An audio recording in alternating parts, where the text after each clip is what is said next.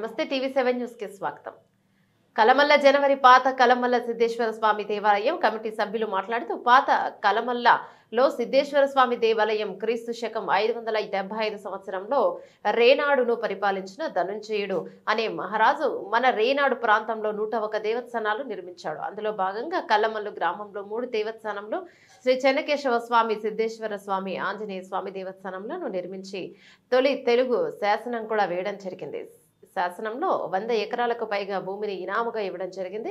కలమల్ల గ్రామంలో 2 దేవస్థానంలో ఉన్నందున కమిటీదారులు కలెక్టర్లకు ఇచ్చిన ఫిర్యాదు దృష్ట్యా గ్రామానికి రెవెన్యూ దేవాదాయ శాఖ వారి రికార్డులను పరిశీలించడానికి వచ్చారు. సిద్ధేశ్వర స్వామి ఆలయ దేవుని మాన్యము 63 ఎకరాలకు సంబంధించిన విషయమై గతంలో కలెక్టర్, రెవెన్యూ డివిజనల్ ఆఫీసర్, తహసీల్దార్, ఎండార్స్మెంట్ కమిషనర్లకు ఆర్జీలు ఇచ్చిన మేరకు ఈరోజు ఎండార్స్మెంట్ అధికారులు రెవెన్యూపై అధికారుల ఆదేశాల మేరకు పాత కలమల్ల సిద్ధేశ్వర స్వామి ఆలయం నందు మరియు కొత్త కలమల్ల సిద్ధేశ్వర స్వామి ఆలయం నందు రెవెన్యూ అధికారులు, ఎండార్స్మెంట్ అధికారులు 2 దేవాలయాలకు సంబంధించిన రెవెన్యూ పత్రాలను, ఎండార్స్మెంట్ పత్రాలను పరిశీలించి ఇరు వర్గాలతో మాట్లాడి అక్కడ సమస్యను తెలుసుకుని పూర్తి వివరాలను రెవెన్యూ డిపార్ట్మెంట్ వారు రెవెన్యూ డివిజన్ అధికారులు కలెక్టర్లకు తెలియజేస్తామని అధికారులు తెలిపారు.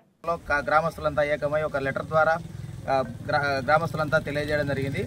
దాంట్లో ఒక చిన్న పురోగతి ఎండోమెంట్ అధికారులు, ఎంఆర్ఓ గారు కలమల్ల గ్రామానికి విచ్చేసి ఈ యొక్క సిద్ధేశ్వర స్వామి దేవస్థానం ఏది అని తేల్చి ఆ 63 ఎకరాల మాన్య భూమిని మా పాతకలమల్ల గ్రామంలో ఉండే సిద్ధేశ్వర స్వామి దేవస్థానానికి అనుమతిలోకి తీసుకోవాల్సిందిగా ప్రజల తరపున మేమందరం కోరుతున్నాం.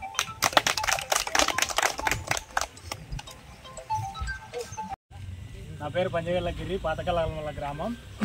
పాతకల్ల గ్రామంలో ఉన్నటువంటి శ్రీ సిద్ధేశ్వర స్వామి దేవాలయానికి సంబంధించినటువంటి 63 ఎకరాల ఏదైతే మాన్యం ఉందో దానికి సంబంధించి ఎండోమెంట్ అధికారులను మరియు రెవెన్యూ అధికారులను ఈ దేవాలయానికి సంబంధించిన మాన్యమును ఏ గుడికి సంబంధించిన తెలియపరచాలనే ఉద్దేశంతో గ్రామస్తులందరం కూడా లెటర్ పెట్టడం జరిగింది. అందులో భాగంగానే ఈరోజు మండల రెవెన్యూ అధికారులు మరియు ఎండోమెంట్ అధికారులు కూడా కలమల్ల గ్రామానికి వస్తూ ఉన్నారు.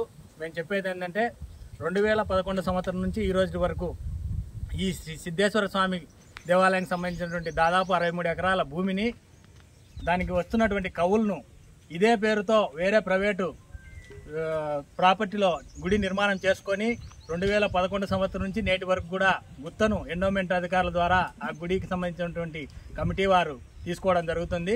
దీనివలన ఇక్కడ ఉన్నటువంటి శ్రీ సిద్ధేశ్వర స్వామి దేవాలయానికి సంబంధించినటువంటి ధూప దీప నైవేద్యాలు ఆటంకం రావడం, ఇది పాడిపడే పరిస్థితికి రావడం వల్ల గ్రామస్తులందరం కూడా రెవెన్యూ అధికారులు, ఎండోమెంట్ అధికారులను ఒకటే కోరుతున్నాం. ఏది సిద్ధేశ్వర దేవాలయం, ఏ దానికి సంబంధించిన భూములు దేనికి ఇస్తున్నారు అనేది తేల్చాలని మేము లెటర్ పెట్టడం జరిగింది.